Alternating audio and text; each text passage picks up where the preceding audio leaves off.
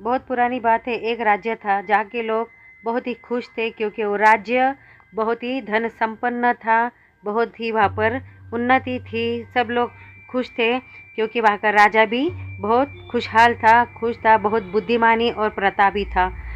पर एक उसके अंदर कमी थी, वह विकलांग था, जिसकी एक टांग नहीं थी और एक आँख से भी उसे दिखाई नहीं देता था।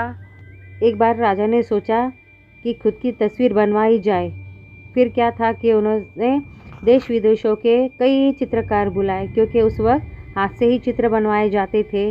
आजकल के ज़माने के जैसे डिजिटल कैमरे नहीं हुआ करते थे, इसलिए उसने अपने गांव के, देश में के और सभी आसपास के सभी राज्यों के बहुत सारे चित्रकारों को बुलवाया। सभी चित्रकार महल में उपस्थित थे, तो राजा ने उनके आगे हाथ जोड़कर गिड़गिड़ाया कि प्लीज़ मेरी अच्छी और बहुत बहुत सुंदर तस्वीर बनाई जाए। आज तक किसी ने ऐसी तस्वीर किसी राजा की नहीं बनाई, ऐसी तस्वीर बनाई जाए। यह सुनकर सारे के सारे चित्रकार सोच में पड़ गए कि इनकी सुंदर चित्र कैसे बनाएं हम, क्योंकि ये बूढ़े भी हैं और ऊपर से विकलांग भी है।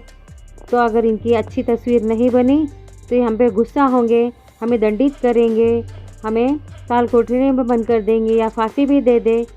तो हम इनके से अच्छी तस्वीर कैसी बनाएं। सब चित्रकार नाराज़ हो गए और किसी ने भी हाँ नहीं कहा कि हम अच्छे चित्र बनाएंगे। तभी एक चित्रकार ने अचानक अपना हाथ खड़ा किया और बोला, महाराज, मैं आपकी बहुत और इतनी सुंदर तस्वीर बनाऊंगा कि आज तक किसी राजा की किसी ने बनाई नहीं होगी। एक चित्रकार तैयार हो गया चित्र बनाने के लिए। फिर चित्रकार ने जल्दी से राजा की परमिशन ली और तस्वीर बनाने में जुट गया। काफ़ी देर बाद उसने एक ऐसी तस्वीर, इतनी सुंदर और खूबसूरत तस्वीर बनाई जिसे देखकर राजा बहुत बहुत आनंदित हुआ, बहुत खुश हुआ। और सारे चित्रकारों ने अपने दांतों तले उंगलियां दबा दी, सब आश्चर्यचकित हो गए तो ऐसे बूढ़े राजा की इतनी सुंदर तस्वीर कैसे बनाई जा सकती है।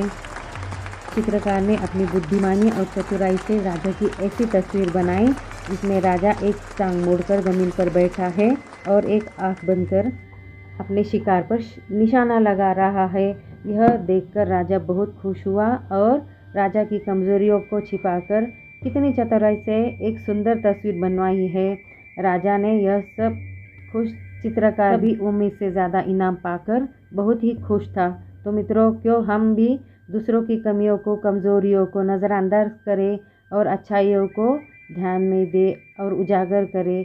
आजकल देखा जाता है कि एक दूसरों की कमियों को बहुत जल्दी ढूंढ लेते हैं, चाहे हमें खुद में कितनी बुराइयां हो, लेकिन हमेशा दूसरों की बुराइयों पर ध्यान देते हैं कि अमुक आदमी ऐसा है, वैसा है। सोचिए, अगर हम भी उस चित्रकार की तरह दूसरों की कमियों पर पर्दा डालें तो कितना अच्छा होगा। ये दुनिया कितनी सुंदर हो जाएगी, ये जग कितना सुंदर हो जाएगा और किसी को भी दुख नहीं रहेगा। ऊपर वाले की बनाई हुई सुंदर दुनिया में सिर्फ अच्छाइयाँ ही रह जाएगी, बुराइयाँ बिल्कुल ही ख़त्म हो जाएगी। तो आपको मेरी ये कहानी कैसी लगी? लाइक, शेयर और कमेंट ज़रूर करें, सब्सक्राइब तो ज़रूर करें। बाय।